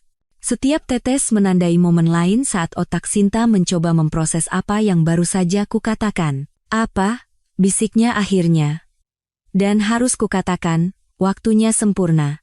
Kata itu keluar tepat saat dosis obat pereda nyeri yang sangat kuat yang mereka berikan padanya menghantam sistemnya, memberikan kualitas yang tidak nyata dan tidak percaya pada suaranya. Surat cerai, ulangku, membuka map dan menyebarkan dokumen di atas meja seperti membagikan kartu, cukup sederhana. Kamu tidak dapat apa-apa, aku dapat rumah, mobil, tabungan, investasi. Aku dapat hak asuh penuh atas anak kita. Dia menatap dokumen-dokumen itu seolah-olah ditulis dalam bahasa Sanskerta kuno. Aku tidak mengerti. Kenapa? Kenapa sekarang? Aku di rumah sakit, aku baru saja dioperasi. Yah, itulah intinya, bukan? Aku bersandar di kursiku, menyilangkan kaki seolah-olah kami sedang membahas rencana akhir pekan, bukan penghancuran total hidupnya. Lihat, aku tahu tentang Reno. Aku tahu tentang perselingkuhan itu. Pesan-pesan di kamar hotel. Tabung pelumas Jepang perak yang kau gunakan untuk meningkatkan kegiatan ekstrakurikulermu. Warna di wajahnya menghilang begitu cepat sehingga aku pikir dia akan pingsan. Mulutnya terbuka dan tertutup beberapa kali, tetapi tidak ada suara yang keluar. Dia tampak seperti ikan yang megap-megap mencari udara, jika ikan bisa mengalami kengerian eksistensial. Aku tahu kau membiusku agar kau bisa menyelinap keluar untuk kencanmu. Aku tahu tentang aplikasi pesan transkripsi yang kau sembunyikan di folder belanja bulanan. Aku tahu Reno tinggal tepat di atas kita, di unit 403. Dan aku tahu keadaan darurat medismu tadi malam bukanlah kecelakaan kerja seperti yang kau klaim. Setiap pengungkapan menghantamnya seperti pukulan fisik. Aku benar-benar bisa melihatnya menyusut, seolah seseorang perlahan-lahan mengeluarkan udara dari seluruh keberadaannya. Bagaimana? Dia berhasil mengeluarkan suara. Apakah itu penting? Yang penting adalah aku tahu. Dan sekarang, kau akan menandatangani surat-surat ini, bertanggung jawab atas pilihanmu, dan keluar dari hidupku. Dia mencoba untuk duduk tegak, sebuah kesalahan mengingat kondisi medisnya saat ini. Gerakan itu mengirimkan gelombang rasa sakit ke wajahnya yang hampir sepadan dengan harga tiket masuknya. Kamu tidak bisa melakukan ini, katanya. Suaranya dipenuhi keputusasaan. Tidak seperti ini. Tidak saat aku terluka dan rentan. Terluka dan rentan? Aku tertawa. Dan tawa itu keluar lebih gelap dari yang kuinginkan. Lucu sekali. Kau cukup mampu untuk membuat keputusan saat kau menyelinap di belakangku. Cukup mampu untuk merencanakan pertemuan hotel dan menggunakan pelumas pada pria lain. Tapi sekarang setelah ada konsekuensinya, tiba-tiba kau terlalu terluka dan rentan untuk menghadapinya, itu tidak berarti apa-apa, katanya. Aku bisa melihat air mata mulai menggenang di matanya. Reno tidak berarti apa-apa bagiku. Itu hanya fisik. Itu adalah kesalahan. Aku membiarkan kata itu menggantung di udara di antara kami. Kau tahu apa itu kesalahan, Sinta? Kesalahan adalah lupa membeli susu dalam perjalanan pulang. Kesalahan adalah membuat janji makan malam ganda. Apa yang kau lakukan adalah serangkaian pilihan yang disengaja, selama berbulan-bulan, bahkan bertahun-tahun. Masing-masing dirancang untuk mengkhianati kepercayaan pria yang mencintaimu. Air mata sekarang mengalir bebas, dan dia mengeluarkan isakan kecil yang orang buat saat mereka mencoba menangis tanpa suara. Dalam keadaan lain, aku mungkin akan merasa kasihan padanya. Tapi ini bukan keadaan lain. Tolong, bisiknya. Kita bisa melewati ini. Kita bisa pergi ke konseling. Aku akan melakukan apa saja untuk memperbaikinya. Apa saja? Aku mencondongkan tubuh ke depan. Benar-benar penasaran. Bisakah kau menghapus perselingkuhan itu? Bisakah kau memberiku kembali malam-malam yang kuhabiskan sendirian sementara kau bersama dia?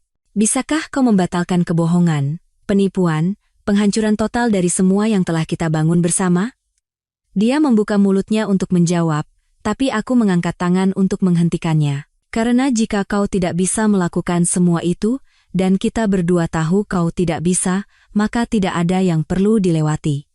Yang ada hanyalah penyelesaian. Aku bangkit dan memindahkan dokumen lebih dekat ke tempat tidurnya. Tanda tangani, Sinta. Terima bahwa ini sudah berakhir, dan cobalah untuk mempertahankan sedikit martabat tentang bagaimana ini berakhir. Dia menatap dokumen itu untuk waktu yang lama, lalu menatapku dengan sesuatu yang mungkin adalah harapan di matanya. Anak kita.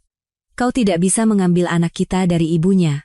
Lihat saja aku. Aku mengeluarkan ponselku dan menunjukkan layarnya padanya. Aku punya video kau dan Reno dibawa keluar dari gedung dengan tandu yang sama. Aku punya tangkapan layar dari riwayat pesanmu. Aku punya bukti kau membiusku. Oh ya, aku menguji susu itu, Zolpidem, kalau kau penasaran. Wajahnya memucat lagi, tapi kali ini, ada sesuatu yang tampak seperti ketakutan sejati yang tercampur. Setiap perebutan hak asuh akan melibatkan banyak pertanyaan yang tidak nyaman tentang penilaianmu, gaya hidupmu, dan kelayakanmu sebagai orang tua. Apakah kau benar-benar ingin menempuh jalan itu? Dia meraih dokumen-dokumen itu dengan tangan gemetar dan merobeknya menjadi dua.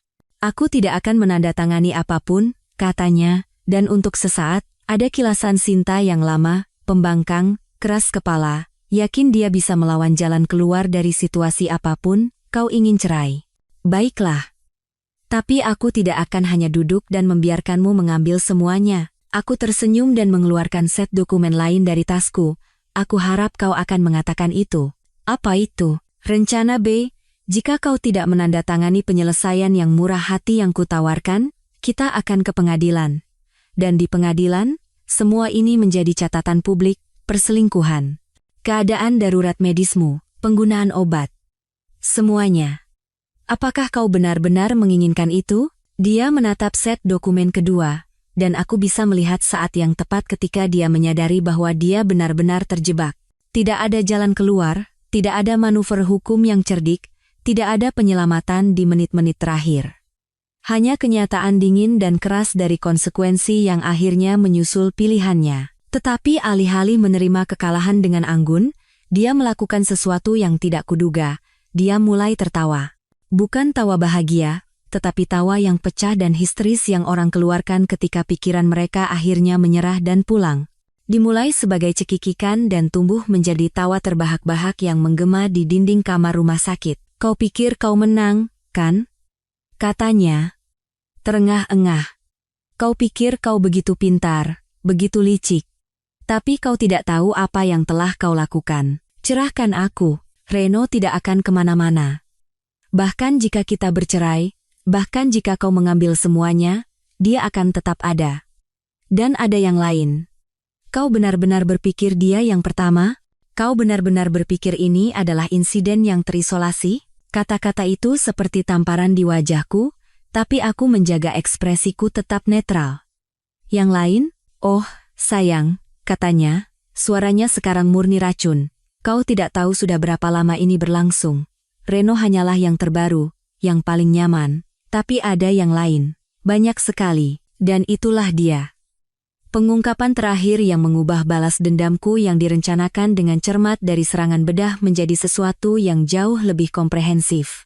Aku memandang istriku yang hancur, terbaring, dan akan segera menjadi mantan istri, dan menyadari bahwa tahap 4 akan jauh lebih luas dari yang semula direncanakan. Kau tahu pepatah, internet tidak pernah lupa. Nah, ternyata, itu terutama benar ketika istrimu yang selingkuh dan kekasihnya dibawa ke rumah sakit dalam posisi paling memalukan yang bisa dibayangkan, dan separuh dari gedung apartemenmu memiliki ponsel pintar dengan kemampuan video HD. Ibu Wati dari unit 302 benar-benar melampaui dirinya sendiri. Wanita yang biasanya menghabiskan waktunya merekam kucing-kucingnya melakukan hal-hal biasa, entah bagaimana berhasil menangkap seluruh adegan ambulans dalam kualitas 4K yang gemilang. Videonya adalah sebuah mahakarya sinematografi kebetulan. Menangkap segalanya, Mulai dari kebingungan awal para petugas medis hingga saat mereka menyadari bahwa mereka membutuhkan tandu yang lebih besar, dan akhirnya, gambar Reno dan Sinta diusung seperti patung porno. Bagian terbaiknya adalah, wajah mereka berdua terlihat jelas. Aku mendapatkan salinan dari Ibu Wati dengan dalih ingin memastikan Sinta baik-baik saja. Dia percaya, karena aku telah menyempurnakan akting suami khawatir selama beberapa hari terakhir. Apa yang tidak dia ketahui adalah bahwa aku punya rencana yang jauh lebih besar untuk pembuatan film amatirnya daripada sekadar memeriksa kesejahteraan istriku. Dalam waktu 6 jam setelah mendapatkan video itu, aku telah membuat akun di setiap platform media sosial utama, TikTok, Instagram, Twitter, Facebook, Kaskus, seluruh ekosistem digital di mana rasa malu menyebar seperti bakteri di cawan Petri. Video itu diunggah dengan keterangan yang dibuat dengan cermat, yang menceritakan cukup banyak kisah untuk menjadi viral tanpa membuatku dituntut karena pencemaran nama baik. Pasangan selingkuh apes nempel permanen benar-benar menjadi judul yang menarik. Sederhana, langsung, dan dijamin membuat orang menekan tombol bagikan bahkan sebelum mereka selesai membacanya. Ternyata, internet memiliki selera yang tak ada habisnya untuk melihat kehidupan orang lain meledak dengan spektakuler. Dalam 12 jam, video itu memiliki lebih dari 500 juta penayangan. Itu menjadi tren di TikTok. Pada hari ketiga, ada video reaksi, klip editan, dan bahkan versi remix dengan lagu-lagu populer. Tapi keajaiban yang sebenarnya terjadi ketika orang-orang mulai mengenali mereka. Loh, itu kan Reno dari Gym Flex Fitness? Itu adalah salah satu komentar pertama yang menarik perhatianku. Ternyata, Reno adalah seorang influencer kebugaran Instagram dengan pengikut yang cukup besar, yang memasarkan dirinya sebagai pelatih hubungan dan guru gaya hidup. Ironisnya begitu kental hingga bisa dipotong dengan pisau. Dalam beberapa jam, seseorang telah melakukan doxing lengkap padanya. Nama aslinya, gym tempatnya bekerja, akun Instagramnya, situs web bisnisnya semuanya dipajang untuk diperiksa dan dihakimi oleh internet. Dan mereka memang menghakimi. Gymnya memecatnya sebelum akhir minggu. Rupanya, menjadi viral karena menempel pada seorang wanita yang sudah menikah saat berselingkuh bukanlah jenis publisitas yang mereka inginkan. Akun Instagramnya dibanjiri komentar, mulai dari saran bermanfaat tentang pilihan pelumas yang lebih baik hingga deskripsi terperinci tentang apa yang seharusnya terjadi pada pria selingkuh. Tapi penghukuman publik Reno tidak ada apa-apanya dibandingkan dengan apa yang terjadi pada Sinta. Seseorang mengenalinya dari rapat orang tua di sekolah anak kami. Orang lain mengenalnya dari klub bukunya. Orang ketiga mengenalinya dari studio yoga lokal tempat dia menjadi langganan selama bertahun-tahun. Begitu identitasnya terungkap, itu menyebar seperti api di lingkaran sosial kami. Teleponnya mulai berdering tanpa henti. Wartawan, blogger, orang asing acak di internet yang entah bagaimana mendapatkan nomornya. Dia telah membuat kesalahan dengan membiarkan semua akun media sosialnya bersifat publik, yang berarti semua orang dapat melihat kehidupan yang telah dia kurasi dengan cermat selama bertahun-tahun sebagai istri dan ibu yang sempurna. Kontras antara persona online-nya dan kenyataan yang baru saja disaksikan semua orang adalah tambang emas komedi bagi para troll internet. Mereka mulai memposting perbandingan berdampingan. Postingan Instagram Sinta yang berbunyi, "Malam kencan dengan suamiku yang luar biasa" di samping tangkapan layar video ambulans. Status Facebooknya tentang kesetiaan dan kepercayaan dalam pernikahan di samping gambar diam dirinya yang diusung sambil menempel pada pria lain. Teman-temannya mulai menjauh, satu persatu. Klub bukunya secara misterius, memiliki jadwal yang bentrok setiap kali dia mencoba hadir. Studio yoga tiba-tiba tidak dapat menemukan keanggotaannya di sistem mereka. Bahkan kasir di supermarket lokal mulai menatapnya dengan tatapan yang bisa membekukan neraka. Tapi mahakarya yang sebenarnya datang ketika aku menemukan sesuatu yang membuat perselingkuhan Reno tampak seperti amatir.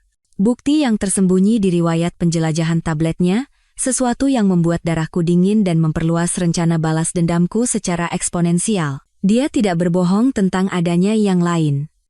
Ada banyak sekali. Seluruh jaringan, sebenarnya.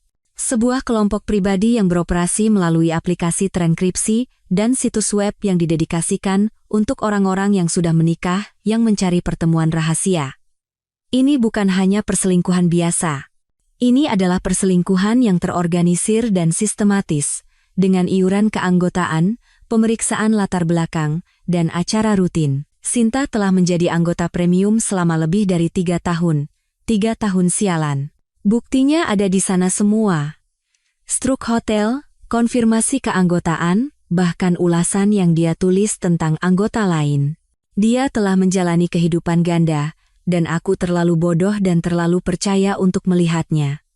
Tapi sekarang aku melihat semuanya, dan yang lebih penting, aku punya dokumentasi semuanya. Aku mencetak setiap bukti, menyusunnya menjadi sebuah berkas yang komprehensif, dan langsung pergi ke kantor polisi. Bukan karena perselingkuhan itu ilegal, sayangnya tidak, tapi karena jaringan itu sendiri jelas terlibat dalam beberapa kegiatan yang melanggar batas hukum. Pertama, penggelapan pajak. Iuran keanggotaan tidak dilaporkan sebagai pendapatan oleh penyelenggara. Lalu ada masalah prostitusi. Beberapa anggota membayar anggota lain untuk layanan, yang menjadikannya operasi komersial. Dan pukulan telaknya adalah beberapa anggota menggunakan kartu kredit perusahaan dan rekening pengeluaran untuk mendanai kegiatan mereka, yang berarti penggelapan dan penipuan. Inspektur Wijaya mendengarkan ceritaku dengan ekspresi seseorang yang berpikir dia telah melihat semuanya, dan dengan cepat menemukan bahwa dia salah. Ketika aku selesai menyajikan bukti, dia hanya duduk sejenak, menggelengkan kepalanya. Ini akan menjatuhkan banyak orang, katanya akhirnya. Bagus, jawabku. Memang seharusnya begitu. Dalam seminggu penyelidikan telah meluas hingga melibatkan Mabes Polri. Ternyata, jaringan itu beroperasi di beberapa provinsi yang menjadikannya yurisdiksi federal. Aset dibekukan, penangkapan dilakukan, dan tiba-tiba, Sinta tidak hanya menghadapi penghinaan publik. Dia menghadapi tuntutan pidana yang potensial. Berita lokal meliput cerita itu, dan skandal kecil di lingkungan kami menjadi kisah peringatan tentang pernikahan modern dan perselingkuhan digital. Foto Sinta ada di berita malam, diidentifikasi sebagai tokoh kunci dalam jaringan perselingkuhan multiprovinsi. Dia berhenti meninggalkan rumah sama sekali. Dia tidak menjawab teleponnya, tidak menanggapi email atau pesan teks. Dia menjadi tahanan di rumah kami sendiri, takut menghadapi dunia yang sekarang tahu persis siapa dia sebenarnya. Dan Reno? Dia menghilang begitu saja. Meninggalkan kota, menutup akun media sosialnya, dan lenyap seolah-olah dia tidak pernah ada. Gerakan yang cerdas, sebenarnya. Internet mungkin memiliki ingatan yang panjang, tetapi mudah teralihkan jika kau menghapus dirimu dari persamaan. Tapi Sinta tidak bisa menghilang. Dia punya terlalu banyak koneksi, terlalu banyak tanggung jawab, terlalu banyak bukti yang mengikatnya pada semuanya. Dia terjebak, dan dia tahu itu. Tahap 4 melampaui semua harapan. 3 minggu kemudian, Reno membuat kesalahan dengan kembali. Aku sedang duduk di ruang tamuku, menikmati kopi pagi dan keheningan damai yang datang dengan memiliki rumah untuk diriku sendiri, ketika aku mendengar teriakan yang akrab dari halaman depan. Melalui jendela, aku bisa melihat Reno di teras depan kami, memberi isyarat dengan liar kepada Sinta, yang menghalangi pintu seperti sedang menjaga Fort Knox, bukan lubang neraka di rumah kami. Pria itu tampak seperti telah hidup di jalanan. Tidak bercukur, pakaian kusut, dan aura keputusasaan yang datang ketika seluruh hidupmu meledak di media sosial. Rupanya, menghilang tidak berjalan sebaik yang diharapkannya. Internet mungkin memiliki rentang perhatian yang pendek, tetapi penagih utang dan pemilik gym yang marah memiliki ingatan yang jauh lebih panjang. Kamu utang aku 20 juta. Teriaknya, cukup keras untuk didengar oleh seluruh lingkungan. Tagihan rumah sakit, pendapatan yang hilang, biaya pengacara. Ini semua salahmu. Suara Sinta tajam dan pahit saat dia menjawab. Salahku? Kamu yang menyarankan kita pakai benda itu. Aku tidak memintamu membawa lem super sialan. Itu dia. Pengakuan yang kutunggu-tunggu. Dan yang lebih baik lagi, Ibu Wati sudah berada di balkonnya, ponsel di tangan, mungkin sedang menyiarkan langsung seluruh kejadian itu. Beberapa orang tidak pernah belajar. Pertengkaran itu dengan cepat meningkat dari sana. Reno mendorong melewati Sinta dan masuk ke dalam rumah, dan Sinta mengikutinya. Suara mereka menembus dinding tipis saat mereka terus saling menyalahkan di dalam rumah kami secara teknis, rumahku sekarang, setelah surat cerai akhirnya diproses. Aku bisa mendengar mereka bergerak di lantai atas, mungkin di tempat yang dulunya kamar tidur kami. Suara Reno menjadi semakin keras dan agresif, sementara Sinta membalas dengan kemarahan keji yang datang dari seseorang yang tidak punya apa-apa lagi untuk kehilangan. Lalu aku mendengar suara tamparan, suara sesuatu pecah, dan lebih banyak teriakan, diikuti oleh suara yang terdengar seperti perabotan yang dilempar. Aku menunggu tepat 5 menit, lalu menelepon kontakku di kantor polisi. Ya, Inspektur Wijaya. Terjadi lagi. Alamat yang sama. Kekerasan dalam rumah tangga, kemungkinan penyerangan. Sebaiknya Anda mengirim beberapa mobil patroli. Polisi tiba tepat saat Reno terhuyung-huyung keluar dari rumah, memegangi wajahnya seolah-olah Sinta baru saja memukulnya dengan sesuatu yang berat. Dia mengikutinya ke teras, melontarkan kata-kata kotor yang akan membuat pelaut tersipu. Saat itulah Reno membuat kesalahan keduanya hari itu. Dia mendorongnya. Sinta jatuh dengan keras di tangga beton, dan saat itulah para petugas memutuskan mereka sudah cukup melihat. Reno diborgol bahkan sebelum dia bisa menjelaskan bahwa dia hanya di sana untuk menagih utang. Sinta diborgol 30 detik kemudian karena mencoba menyerang petugas yang menangkap sumber uangnya. Keindahan dari penyelidikan kriminal yang sedang berlangsung adalah bahwa setiap tuduhan baru ditambahkan ke berkas kasus yang ada. Tuduhan penyerangan Reno menjadi bagian dari penyelidikan penipuan yang lebih besar. Penyerangan Sinta terhadap seorang petugas dan melawan penangkapan bergabung dengan tuduhan penggelapannya. Ketika debu mereda, mereka berdua menghadapi hukuman penjara yang serius. Sidang hak asuh dijadwalkan untuk minggu berikutnya, tapi itu hanya formalitas. Ketika satu orang tua berada di tahanan menunggu persidangan, dan yang lain memiliki dokumentasi yang membuktikan penipuan dan perselingkuhan sistematis, hakim pengadilan keluarga cenderung membuat keputusan dengan cukup cepat. Aku keluar dari gedung pengadilan itu dengan hak asuh penuh, rumah, mobil, dan awal yang bersih. Anak kami telah tinggal bersama saudara perempuanku selama proses berlangsung, tidak menyadari bahwa ibunya telah menghancurkan hidupnya sendiri melalui kombinasi kebodohan dan keserakahan. Malam itu, aku duduk di rumah yang sunyi dengan segelas scotch berusia 20 tahun, bersulang untuk masa depan yang bebas dari kebohongan, manipulasi, dan pengkhianatan. Tempat itu benar-benar terasa seperti rumah lagi, bukan tempat kejadian perkara. Ponselku bergetar dengan pesan teks dari Inspektur Wijaya. Kasus ditutup. Keduanya mengaku bersalah. Sinta 18 bulan, Reno 2 tahun. Pikir Anda ingin tahu. Aku menghapus pesan itu dan menuangkan gelas lagi. Terkadang, keadilan tidak buta. Terkadang, ia hanya butuh sedikit bantuan untuk melihat dengan jelas.